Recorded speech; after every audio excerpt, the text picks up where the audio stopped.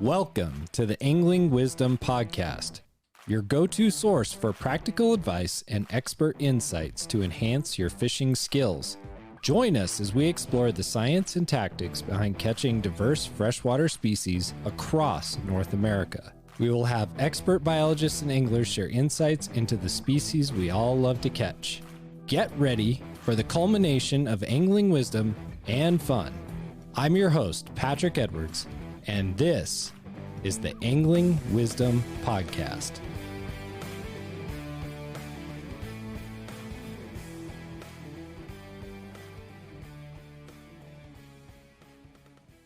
Welcome to the Angling Wisdom Podcast. I'm so glad that you're here today. This is a big deal and a big transition for me. So as many of you know, I used to be on the Radcast Outdoors podcast, and now I'm going out on my own doing a freshwater fishing podcast and talking about the awesome fish that we all like to pursue. This show, I guarantee you, is going to be better than any of the other podcasts that you've listened to. Not to say that those other podcasts aren't great. However, I am bound and determined to make sure that this is the best freshwater fishing podcast out there. The reason that I'm so passionate about that is I want all of us to get better. I'm always wanting to learn about the different fish species, and I'm sure you're like that as well. You want to have better success every time you go out on the water. So this show is going to be great for you, no matter what skill level you are, because I'm going to bring on some of the best people in the industry. They're going to talk about how to catch those fish. And I have a lot of experience too. So we're going to have a lot of fun together. I'm so glad that you took time to download this podcast and are taking time on YouTube to watch this podcast. I think it's going to be a great experience for all of us. I started back in 2019 doing podcasting, still going strong. We did over 160 episodes, David Merrill and I, on the Radcast Outdoors podcast. And during that time, I got to meet and interview some incredible anglers. Some of those you'll recognize the names like Al Linder, Larry Dahlberg, Bill Siemantel, Doug Stange, Pete Mena, Danny Kurtula, all kinds of really phenomenal anglers with lots of credentials, lots of experience. And so what I want to do with this podcast is really take some of that we've built on in the past with that show and make it even better. Get really drilled down into the intricacies of fishing, some of the techniques, and how those species operate. I've been on a lot of other podcasts as well. I've been on the Christian Outdoors podcast, which was a really great experience, the JMO podcast, the Kafaru cast, and a whole bunch more. So I've done podcasting now, again, since 2019. I love it. I think one of the coolest parts about it is I get to meet people that I wouldn't normally meet. We get to talk about fishing. We get to talk about the outdoors. We get to talk about family. We get to talk about our faith.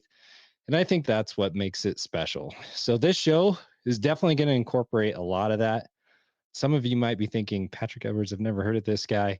Why should I listen to him? Well, you don't have to listen to me, but some of the things that I have done is I do have an all tackle world record, a couple of state records, caught lots of different master angler type catches for many different species. I've got a little plaque behind me that's an ultimate angler from the state of Wyoming, meaning catching 10 different master angler size fish from 10 different species. I know how to fish. I've been fishing for over 30 years, but I'm always learning. You never know everything about fishing. That's probably one of the best things about fishing, right? Is that you're always having to learn, trying to figure out what the fish are doing, trying to figure out new ways to catch them. We're going to focus on that quite a bit, and I'm really excited to do that. But I'm going to tell you, this isn't going to be like a lot of other podcasts. So a lot of podcasts kind of fit them into two categories. One is guys that show up. They don't really have an idea of what they're going to say. They just joke around, goof off. If you like that, go for it. Go listen to those podcasts. This is not going to be that kind of show. This one is going to be a little bit more organized. I'm going to have a pretty good outline of stuff that I want to cover. And then I really want to get into the science of things. We're not just going to get on here and say, well, I read one time, or I heard one time, or I heard somebody say, because that really isn't all that helpful when you're trying to be a better angler. I'm going to be a little bit more specific. We're going to get into these things. You're going to have the sources in the show notes so that you can go and check them out for yourself. You may not agree with some of the experts that I bring on this show. You may not agree with me, and that's okay. but you're going to get a lot of different information from people who are credible throughout the industry, and hopefully it'll help you be a better angler. On this show in particular, we're going to talk about colors that you can use for walleyes and why you might pick the colors that you do when you're going after those fish. Let's jump right in. I think I've done quite a thorough rules of the road, what the show is going to be like.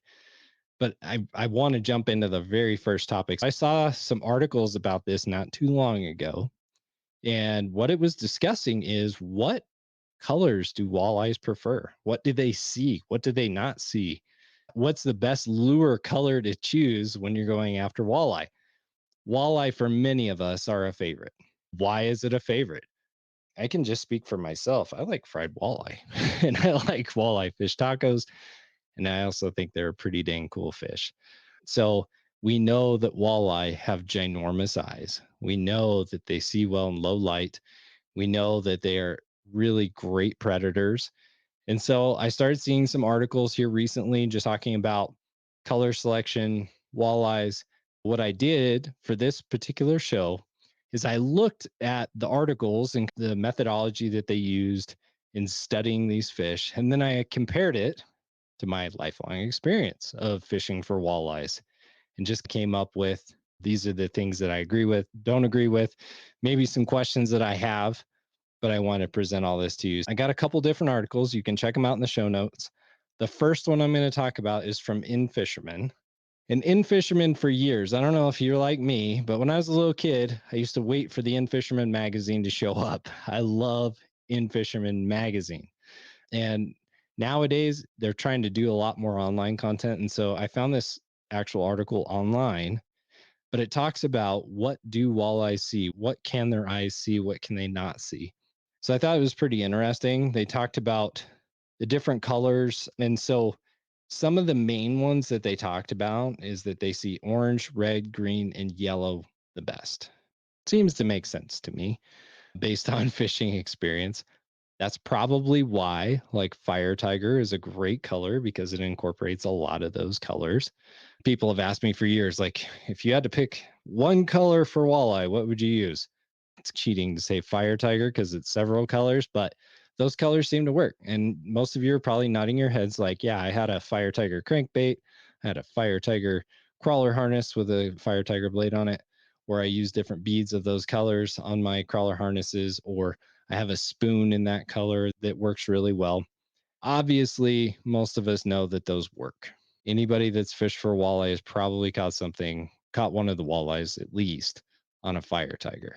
Now, there are lots of others as well, though. One that I didn't see in this that is a huge producer for me is white. White is one of my best colors. Also, pink.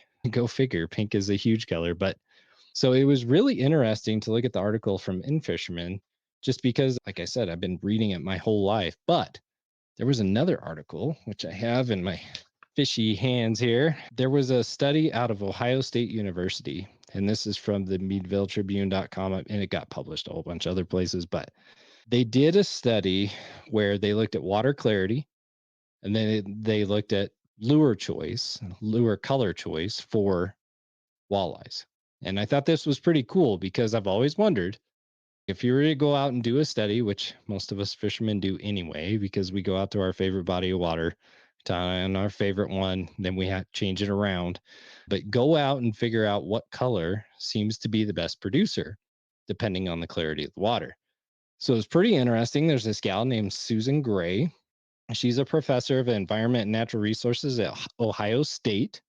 And she was curious about this as well. She's studying why animals do what they do. Technically, it says she studies what human induced environmental changes do and cause for adaptation for animals. A neat deal. But she was looking specifically at algae blooms. Algae blooms are a big deal when you live in farm country. And I live right in the middle of farm country. And every year, every single year, the reservoir near me has a giant algae bloom come August, September. And it's pretty disgusting. And it does affect the water clarity. It gets really green and gooky and nasty. I don't even know if gooky is a word, but we're going to say it's a word for this podcast. So, anyway, she's looking at, okay, They have nitrogen rich runoff from these agricultural producers that ends up in Lake Erie. How does that affect the fishing and the color choice and how the walleyes react to lures and that kind of stuff? So I was like, hey, this is right up my alley. I'm going to read a little bit more.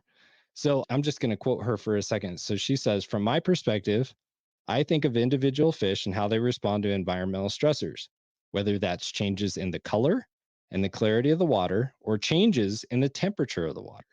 Now, this is unquote here. All of us know water temperature is also a huge factor. They didn't really have this in the study piece that I'm reading here. She mentions it in that quote, but there's probably a lot to do with that too, but we'll come back around to that. Continuing on, she says, how do the fish sense those changes internally? Do they then react and respond? And what does that mean across the lifespan of the fish and the community of the fish? Good questions. She also acknowledges walleyes use other things when determining whether to eat something. So they use their sense of smell. And of course, all of us know that lateral line. If you don't know what the lateral line is, it's a line across the side of the fish that allows them to feel movements and other fish in the water. So go on to this next little bit here. So she also says these are very visually dominated fish. So they use their vision for a lot of different tasks. They have color vision and they can see in really low light. In Ohio alone, fishing, recreational fishing, is about $2 billion a year for that state. Of course, they're going to study this. They want people to catch more fish. They want people to have better success when they come to Lake Erie because guess what? Then they come back and they fish it again and they buy more tackle and they buy the licenses.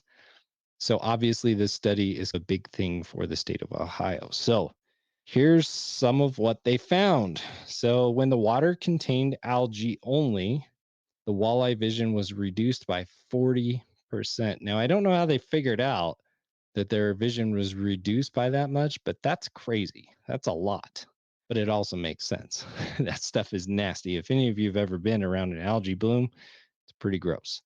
Then they compared that to sediment and those kind of waters, and that was closer to about 15% loss of visibility. So it makes a little bit more sense that muddy water isn't as bad as algae water, but those are some things that they looked at, and I thought that was pretty neat. Then what they did is they got these charter boat captains that are taking people out to catch walleye, and they agreed to have these guys just document everything, right? So go out on the water, take your clients, look at the color of the lure that you're using, write that down, write down the temperature of the water, write down the clarity of the water, all the different things. So they these are really nice charter captains apparently to be doing all this extra work. So they track this, and so they had all these charter boat captains tracking this information. And here's some of what they found. So they found that white lures outfished other lures when the water was clear. I would agree with that. Again, white is one of my favorite colors all time for walleye. It just seems to work. And I've noticed in clear water, it works really well. So white worked really well. So those of you who have white lures in your box for walleye, you're probably pretty happy right now. White curly tails, maybe the ghost colored X wrap. Those are good ones to have. All right. So then they talked about yellow and gold were hot in the conditions where there was a lot of sediment.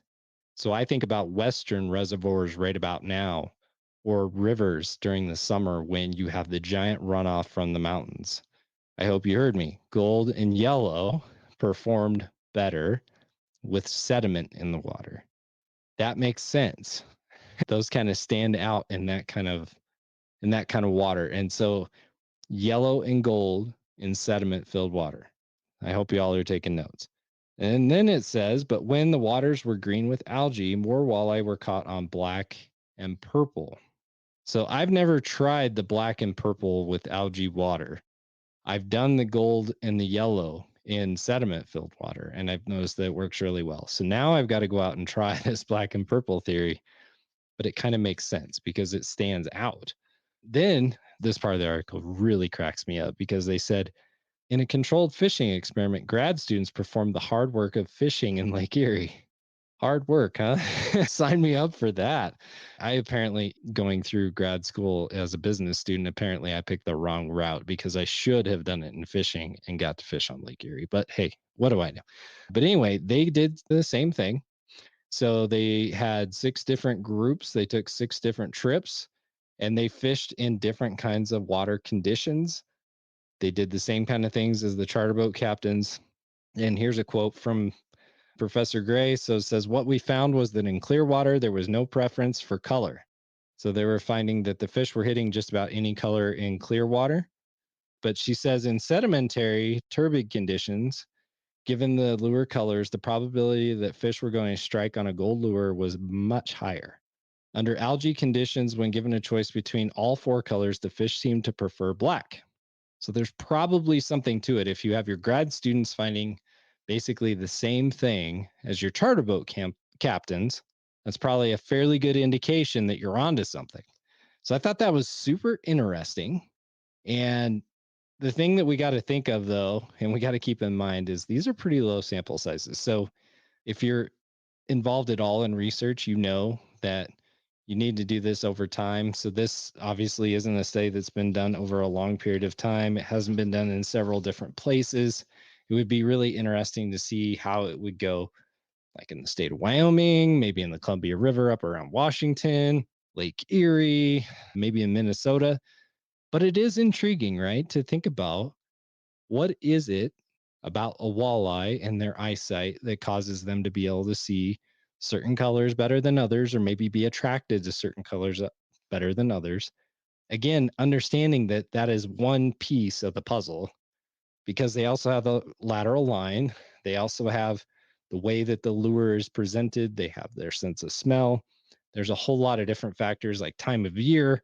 I'm not saying this is the end all be all, but it's clear to me based on this, they at least have some kind of preference of color based on the water conditions. And living in an area that is an ag community, this is a big thing for me to think about when I'm buying lures, because all of us buy lures, right? So think about yourself and your habits. If you're an avid angler, you probably spend a lot of money on lures. Well, if there's a color that you should be buying because it's going to be more effective in the kind of clarity of water that you have, that's good to know. That's good information.